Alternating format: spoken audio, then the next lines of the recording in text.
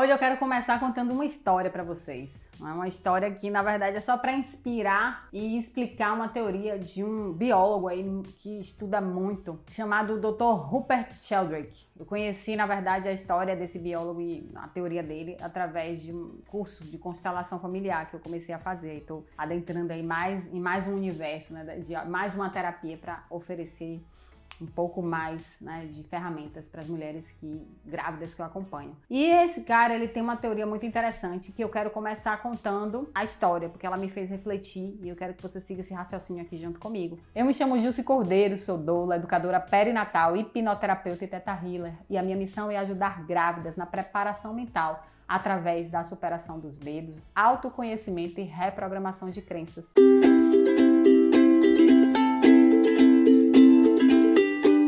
É uma história, na verdade, de alguns macacos que viviam em uma determinada localização. E esse macaco, um macaco, né, dessa galerinha aí de macacos, que eu não sei se a gente pode chamar de tribo de macaco. Um desses macacos lá que conviviam lá, né, lá numa determinada mata lá, descobriu uma forma de cortar o coco e aproveitar mais a água do coco, né? Abrir o coco, beber a água do coco, aproveitar a polpa do coco, e aí ele descobriu uma forma que era mais prática e que ele conseguia, na verdade, se alimentar mais com aquele fruto, né? Com aquele coco. E aí esse macaco, depois que ele aprendeu, os outros macacos viram, perceberam isso, né, de alguma forma e começaram a imitá-lo. Um outro macaco foi e fez também, aí o terceiro foi e fez também.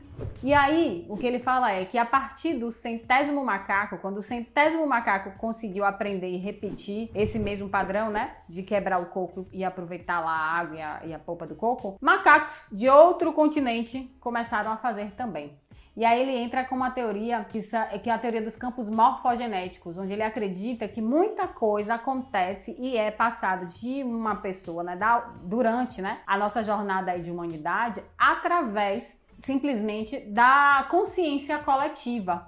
Existe aí um campo, né, que ele chama de campo morfogenético, que influencia o nosso comportamento e vai fazendo com que a gente comece a criar padrões sem necessariamente poder ter tido contato com isso. Então, quando ouvi essa história, achei que fez muito sentido para mim, porque eu já acredito muito nessa questão da consciência coletiva, né, que acompanha a gente. Eu não sei, nessa época de pandemia mesmo, eu percebo muito isso, assim, quando a gente começa a vibrar muito no medo, vibrar muito na preocupação, na ansiedade, meio que todo mundo fica assim, a gente não entende direito, mas é como se a gente fosse influenciado ali mesmo por uma energia, algo que é diferente, mas que tá ali sendo, né, passada, assim, de uma pessoa para outra. Então eu acredito muito nessa questão do campo energético, né, tem muita coisa aí que a gente ainda não explica, mas hoje em dia a neurociência, né, a própria física quântica tem buscado explicar. E aí, quando eu ouvi essa história, para mim ela fez muito sentido e eu fiquei pensando no parto. Eu fiquei pensando o seguinte, como será, né, ou como seria se a gente começasse a mudar a mentalidade do parto, do que é parir? Por que algumas tribos, na verdade, e algumas mulheres, as índias,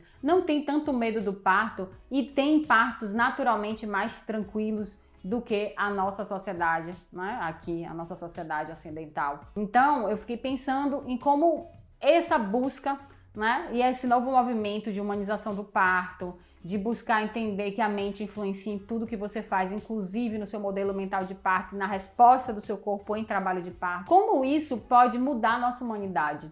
Já parou para pensar nisso? O quanto tudo isso que você está reescrevendo aí pode alcançar outras gerações, né? A geração aí que vem depois da sua filha, depois do seu filho, e quem sabe mais para frente a gente já não comece a ter uma visão, uma perspectiva diferente relacionada a parto, que vai fazer também com que a gente tenha uma forma de nascer mais tranquila e mais suave. Eu vejo isso acontecer, assim, tem relatos, né? A gente sempre tem relatos de tribos, de lugares em que o parto é algo extremamente prazeroso, tranquilo, sem muita, né, dor, sem tanta tensão, sem tanta intervenção. E eu lembro que eu ouvi não, é porque eu sou muito assim de pensar, né, de falar, eu ouvi, mas na verdade eu li.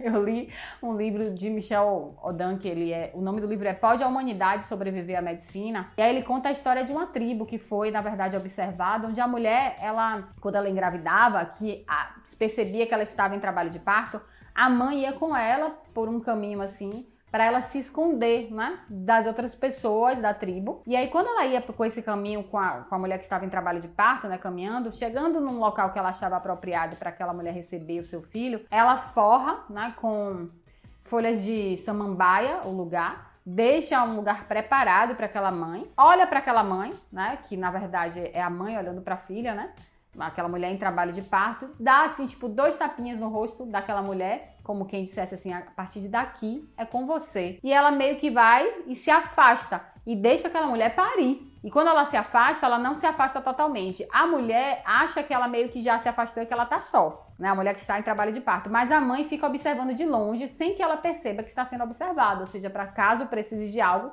de alguma forma, aquela, né, mulher mais experiente, que é a mãe da mulher que está grávida, né, pode intervir ou fazer algo, né, para ajudar aquela mulher. Mas normalmente não é isso que acontece. Ela fica ali, ela se sente, né, de alguma forma, no mundo dela lá, começa a entrar nesse processo de introspecção que é tão interessante e importante para o parto. E naturalmente essa mulher, sem nem saber direito o que está acontecendo com ela acaba tendo seu filho. E aí ele fala de um reflexo que a gente tem no momento do parto, que é o reflexo de ejeção, onde o bebê sai e a mulher naturalmente apara o seu bebê, segura o seu bebê e coloca o seu bebê no colo. Coisa que geralmente acontece também quando tem esses partos super rápidos, onde a mulher ela pode estar em qualquer lugar, ela pega e consegue segurar o seu bebê também, né? Se não tiver outra pessoa ali, ela não vai de jeito nenhum deixar aquele bebê cair no chão, porque é instintivo.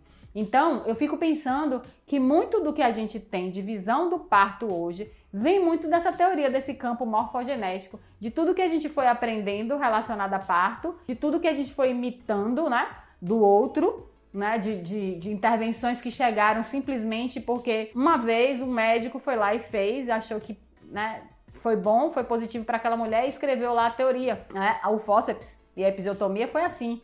Ele acreditou, o médico, não vou lembrar o nome dele agora, acreditou que era bom, né, fazer na primigesta o corte, a episiotomia, e usar o fórceps. E a partir daí começou a usar em toda a primigesta, o fórceps e a episiotomia. Só depois que houve uma pesquisa e começou a perceber os desfechos, né? Comparar os desfechos e perceber que não era realmente tão bom para a mulher esse tipo de procedimento. Não é bom, né? Não era tão bom, não é bom para a mulher esse tipo de procedimento.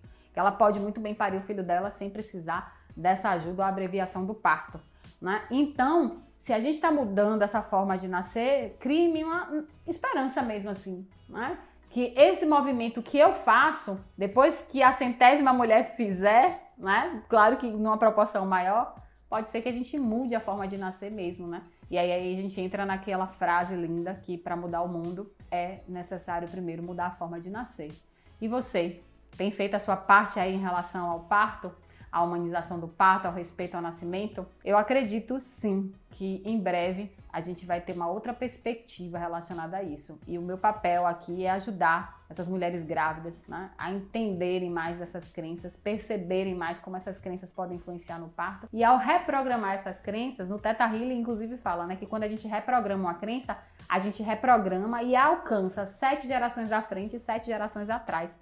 Porque a cura ela nunca vem só pra gente, né? Quando a gente muda, a humanidade muda com a gente.